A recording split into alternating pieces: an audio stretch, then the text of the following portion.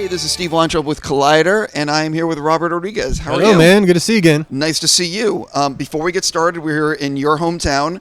I want to give a huge shout to all the sponsors that helped us be here because like Hint Water and Blue Moon and everybody, because without them, we would not be able to do these interviews and not be able to be in Austin. So I just want to give a huge thank you. Right.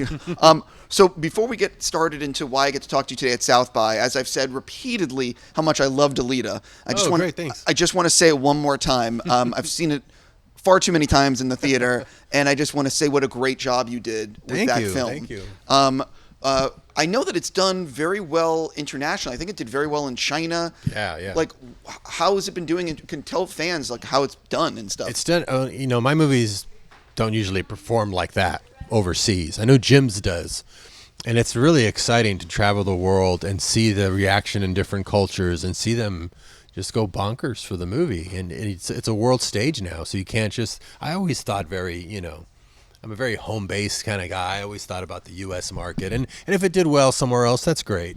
But it's really become the biggest market is overseas actually, and these people are so into movies and so excited about cinema that you just you got to think about them.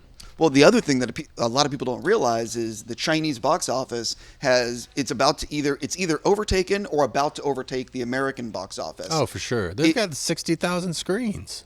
We've only got like 5,000 here. That's great. That explains a lot. It's amazing. Yeah, I mean, and we're in 26 different formats there. It was like a real eye opener to go there. I was hanging out with Jackie Chan going, you guys got a great setup here.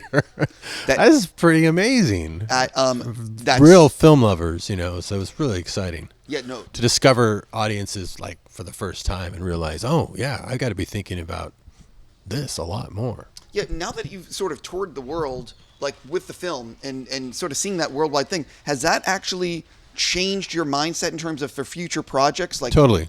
Yeah, because you love for your movies to be seen and enjoyed. So when you've got a whole audience that you weren't even thinking about, you want to think about a movie that can play to a global audience. And that's what Jim always did. So that's why I really wanted to work with him. He made movies that would play the whole world and that would affect an audience everywhere. Very universal themes, very universal stories that any culture would think it was made for them. And so it's a different way to design. It's a different creative challenge. Design something that actually could play in different cultures. It's actually, makes a lot of sense to think that way. For people that know you, they will know that you did, to raise money, you did some medical stuff. Yes. When you were younger. And so talk a little bit about, because while you're here, and talk a little bit about your history with that and how this all came together for this new project. It's very strange, if you live long enough, you start to see repeats and patterns and full circles. And this was one of those times. It was the 25th anniversary of El Mariachi, and it just got me thinking about the beginning again. And in the beginning, to pay for that movie, here in Austin, they have, and in big college towns, they have these medical research hospitals because you have an endless supply of healthy young specimens that you can bring in that need money to test. Any pharmaceutical has to be tested for like 7 years before it can come out on the market. So that's where you get your test subjects willingly to earn some extra money. And I did a bunch of those to buy a video camera so I could start practicing this do-it-yourself filmmaking technique I was trying to pioneer back then, taking what you would use on video and then apply it to film, and to pay for El Mariachi. So I did a medical research study. It was very famous in my book, Rebel Without a Crew. That chapter, I Was a Human Lab Rat, was really famous because I got my arms chopped up and they put speed healer on one and placebo on the other and then cut it out and did tests on it. Or I was doing, I got $2,000 for that for only 7 days. Or I did a cholesterol lowering drug. That one made it on the market. The speed healer I've never seen on the market. So I think I tested that all for nothing. But that happens to my character in my new movie called Red 11. I was Red Shirt 11 when I was in that last study to do Mariachi because each drug is on a different color shirt. So the blues are on the antidepressants. The yellows are on the narcotic painkiller. The reds were on the speed healer drug. And there was 15 in our group, and I was Red 11. That's how they know who's who. So that's the name of the movie. There's a character kind of based on me, but I turned it into a thriller. So he's not sure if they're trying to kill him in the hospital or if it's side effects from the drugs. The reason I wanted to turn it into a thriller, because it's a funny comedy. The sociological study of these characters in there is funny enough as it is, the reality of it. But I wanted to document myself making a film about it because I wanted to make, for the 25th anniversary, a new movie for $7,000. Over the years, Rebel Without a Crew has become a Bible for film students. But they've always asked me to do like a follow-up that was for the digital age, because I shot that on film. So I thought, well, it's seeing is believing. The only thing about the drawback to Rebel Without a Crew is you're just reading about my exploits. You're not seeing me actually do it. When you see someone make a film by themselves with no money, and then you see the film, it's a real eye-opener and very empowering to a filmmaker to realize if you have an idea for a story, and if no one believes in you, not even your best friends, you can go out tomorrow and make it yourself and put it in a festival. So this shows you the documentary shows you how to write, shoot, edit, score, cut your own movie. You see me do it from beginning to end. And what we're going to have on Tuesday at the film festival is here at South by Southwest. I'll give a master class for an hour. Well, I'll show only like 30 minutes from that, select scenes from that documentary, because it's about a 2.5-hour docuseries. And then right away we watch the movie, and you will not believe the movie when you see, even though you see me making it, it looks so much bigger, and the ideas are really clever and no money solutions. And it's really inspiring. I think it'll really inspire the way the book did, even more so because you're seeing it.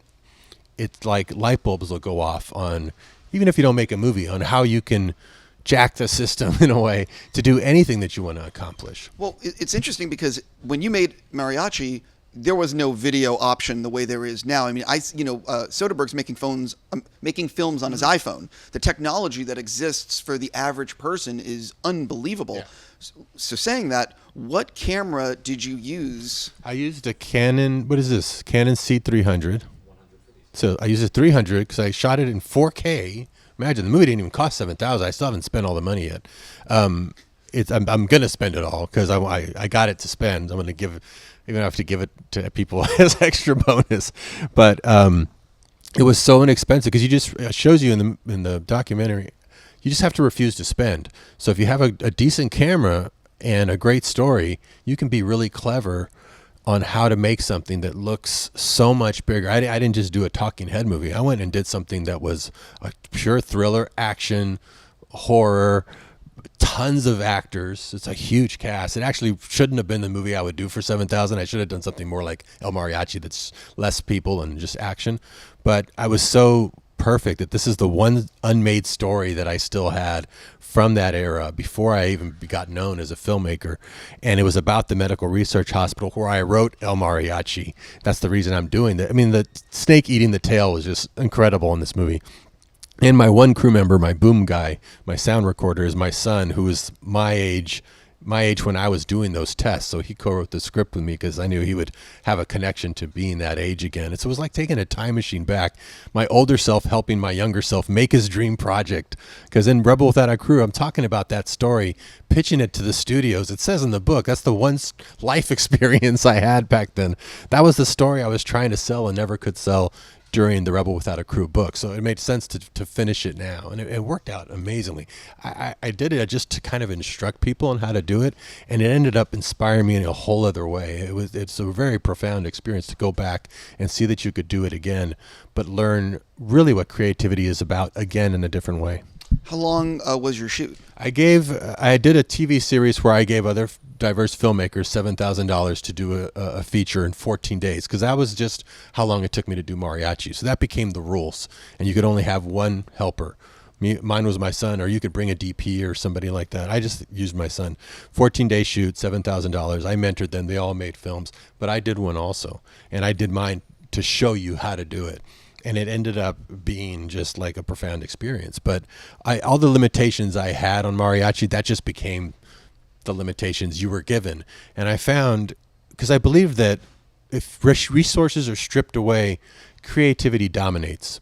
It just shows up in droves. Because when you're making a big film, you got a crew, you're flying in actors, you've got equipment. Shit, magic better happen because that's what you're setting it all up for. But when you don't have any of that, when you purposely strip it all away, that's the only thing holding the movie up. And it's awe-inspiring to be watching it and going, oh my God, they have nothing. And it's so entertaining. you're looking at pure magic happen. It's really makes me want to do one of these every year as a palate cleanser. I mean, it's really, and you own it, and it's incredible. Everyone is so inspired. All the actors just didn't want to leave the set. You could just feel it was different than any other movie I'd done. It really blew me away. What is the distribution plan for people to be able to see the movie after South by? I'm going to sell it here. I mean, it's mine to sell, so I want to sell it. I want to try to find someone who can buy it. Ideally, they would buy both the docuseries and the film and show it together, like on a streaming service, because when you see the doc, it really wants to make you see the movie. You just want to see how it turned out. And when you see the movie, you can't believe what you're seeing. You really want to see how it was made. So they really go hand in hand. So I think it should be done as a package. But we'll see. I mean, if it's somebody just wants the movie, I'll probably cut like a 40-minute doc to put right at the end credits. Because when you watch the movie, totally stands on its own. You watch the movie and it's very, very entertaining. But then when you see it being made, it's like, oh my God, I'm going to go do that right. I mean, it inspires you to want to go do that right then. It's like, what am I waiting for? You have a limited shoot, limited money. What's the thing in the script that was the biggest obstacle in terms of how do we make this happen with our limitations? Was there and when you're writing it, are you thinking as you're writing, we really have to be careful because we only have so much money and so much time? Yeah, I mean, that's kind of easy. If you're going to make a movie, my advice, even back on Mariachi, was write around what you have. Don't write something. You got the power of the pen. Don't put something in the script you don't have, and now you got to wait for that or need that or get that. Look at what you have and reverse engineer. So I didn't spend anything really on the movie. I shot in my hallways of my offices because that's kind of what the hospital looked like. The one thing I had to buy was the colored T-shirt costumes, because we all had different color shirts. That's kind of how you could tell them apart. But I didn't put logos on them like we had in the real hospital. That would have cost too much. I went on cheaptees.com. They had $1.50 colored shirts. Even though I needed 15 red shirts, 12 blue shirts, I got 8 red shirts, 6 blue shirts, 4 yellow shirts, and every time it cuts, we take off the shirts of one guy and put them on the other guy. We spent $50 on that costume. I mean, there's like no money on the screen. You're just using what you have. But it was a bigger... I shouldn't have really done that movie. I just wanted to do one more ambitious because there's so many actors. To shoot a shot, you have to have all these colored shirt background guys in the back and be wrangling all them yourself. Usually you have an AD or you have a second AD wrangling everybody. So logistically it was more difficult, but I needed to do this story. This is the story that made sense. And I was surprised that it actually benefited so much. I thought I was shortchanging this really kind of cool idea about this hospital. Trying to do a research hospital on $7,000, it's probably not going to look very good. It looks fantastic. I mean, it taught me a big lesson too. I mean, when I'm learning still after doing this before, I know the audience is going to get so much by seeing this that light bulbs are going to go off in their head to where they don't think any more about what they don't have. They'll start thinking more about what they do have and what they can do instead of, oh, that's impossible. Your idea of what's impossible changes by the time you've seen this doc in that movie.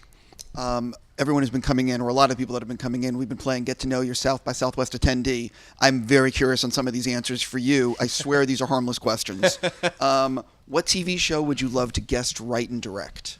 TV show? Can it be of any era? Oh, any era. Starsky and Hutch. That's just the first thing that popped in my mind. Miami Vice. Do you have a favorite sci-fi or fantasy film that you have not been involved in? A favorite sci-fi or fantasy? Shit, Flash Gordon first came to mind. Let me see. Sci-fi or fantasy film? God, I just love the first Terminator. Is still my favorite sci-fi action film. Do you have a favorite superhero movie? The original Superman, Richard Donner's. Yeah, it's fantastic. Yeah. I mean, just because that was the first superhero movie I saw as a kid, and it was so magical. Sitting there, I don't know what I was, 8 or 9. The music came on. It was John Williams' music, so you could tell, even at that age, because of Star Wars and Jaws had come out. It just felt, and everyone was in awe when he flew.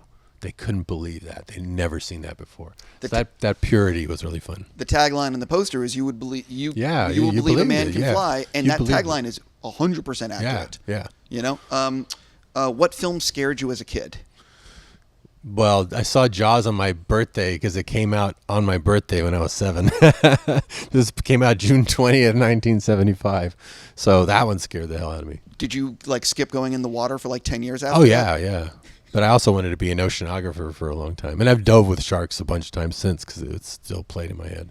Is there anything that you collect? What do I collect? Guitars.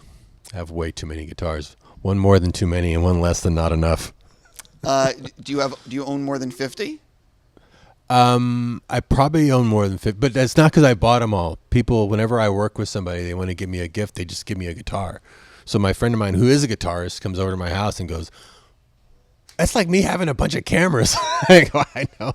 I don't even play that much. I mean, I have a band and I do play, but you can never play 50 guitars. I probably have 50 guitars."